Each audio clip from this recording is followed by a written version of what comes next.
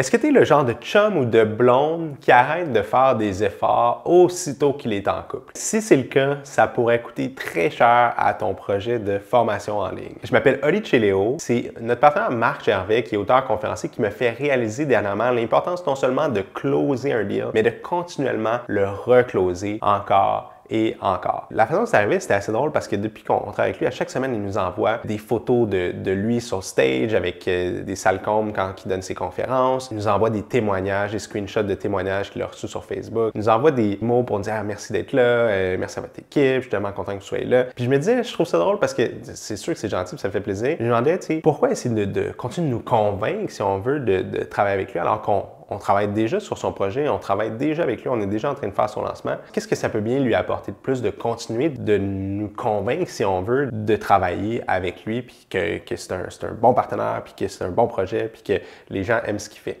Puis, ça m'a frappé que cette habitude-là, qu'il a peut-être de façon totalement inconsciente, c'est probablement une des raisons pour lesquelles il y a autant de succès en tant que conférencier depuis tant de temps, être un des plus grands conférenciers au Québec. Et je pense que c'est quelque chose qui pourrait beaucoup t'aider dans ton projet de formation en ligne. Le cerveau humain est drôlement fait, puis des fois, je pense que ça ressemble à ça ici. Quand on a quelque chose qu'on veut, notre niveau d'excitation monte graduellement. Et si on prend l'exemple de ton prochain lancement, bien, les gens vont regarder ton webinaire, ils vont recevoir les courriels de suivi, ils vont voir peut-être des témoignages, ils vont voir peut-être des publicités de ciblage et boum, ils vont décider de passer à l'action, d'acheter la formation. Et aussitôt qu'on fait ça, puis aussitôt qu'on a ce qu'on veut dans la vie, bien souvent, notre motivation va chuter aussitôt. On achète la nouvelle voiture qu'on a toujours voulu avoir, 2 semaines après, on la prend pour acquis. On court après la fille de notre vie pendant des semaines, des mois, des années, puis aussitôt qu'on sort avec, on commence à arrêter d'aller au gym. Tous ces petits détails-là, on dirait que le cerveau humain est vraiment fait comme ça. Puis donc, là où je trouvais ça intéressant, l'approche de Marc, puis ce qu'on devrait tous faire avec nos élèves, nos étudiants, nos clients, c'est de prendre pour acquis qu'effectivement, une fois qu'ils vont acheter la formation, c'est possible qu'ils perdent la motivation, puis donc de ne pas les laisser à eux-mêmes, puis de continuellement les recloser à nouveau et à nouveau et à nouveau et à nouveau over time pour garder leur motivation éveillée, pour les garder dans l'action, puis pour faire en sorte qu'ils passent au travers du contenu que vous avez pour eux, qu'ils vivent réellement la transformation que vous leur promettez, qu'ils aient des réels résultats dans leur vie, puis qu'ils deviennent à ce moment-là des bons ambassadeurs. Parce que qui achète une formation, ne la complète pas et ensuite rachète une deuxième formation de la même personne, à mon avis, ça ne doit pas arriver bien souvent. Qui achète une formation, ne la fait pas, puis ensuite de ça la recommande à des amis autour d'eux, ça ne doit pas non plus arriver vraiment. Donc, d'investir cette énergie-là supplémentaire, puis de vendre votre formation après même l'avoir déjà vendue officiellement, puis que la transaction soit faite, puis que l'argent a été payé et tout ça, ça demeure, selon moi, un investissement vraiment important. Quels sont des exemples de reclosing pour une formation en ligne?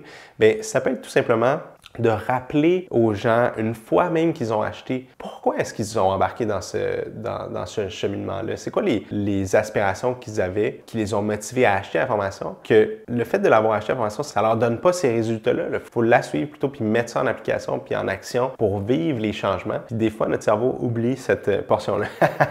Donc, une autre chose pourrait être de faire des appels de bienvenue. Une fois que les gens se sont inscrits, on peut les appeler, s'assurer qu'ils n'ont pas de difficulté avec la plateforme, s'assurer que pour quelles raisons ils se sont inscrits, avoir une petite conversation avec eux, etc.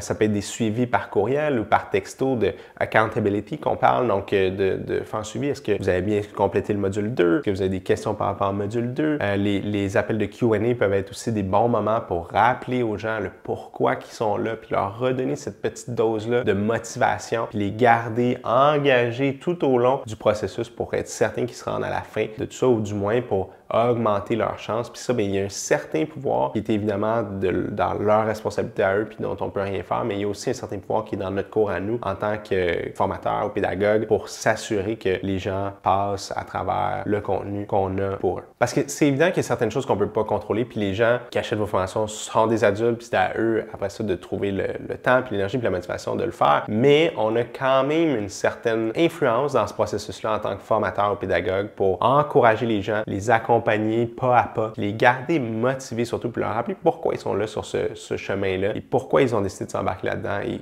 qu'est-ce qu'ils peuvent bénéficier de compléter ce cursus-là avec nous. Et donc, tout ça, évidemment, va faire en sorte que si on a plus de nos élèves qui complètent nos formations puis qui ont des résultats, bien, ça peut juste avoir des impacts positifs pour notre projet de formation en ligne, que ce soit par des références, des témoignages, des clients qui vont être fidèles puis qui vont rester avec nous plus longtemps, du feedback même en étant en contact avec ces gens-là pour comprendre comment est-ce qu'on peut améliorer notre formation, la rendre encore meilleure, plus efficace, plus compréhensible, plus accessible. Et donc, c'est toutes des choses qui vont vous permettre que votre projet aille de plus en plus vite, de plus en plus facilement, plutôt que ça devienne toujours de plus en plus difficile à y arriver. Et je viens d'enregistrer une dernière vidéo où est-ce qu'on donne un très bon exemple de reclosing qu'on a fait justement avec Marc pour ses étudiants dans son dernier lancement. Je t'encourage à regarder cette vidéo-là, puis je te souhaite un bon succès dans ton projet.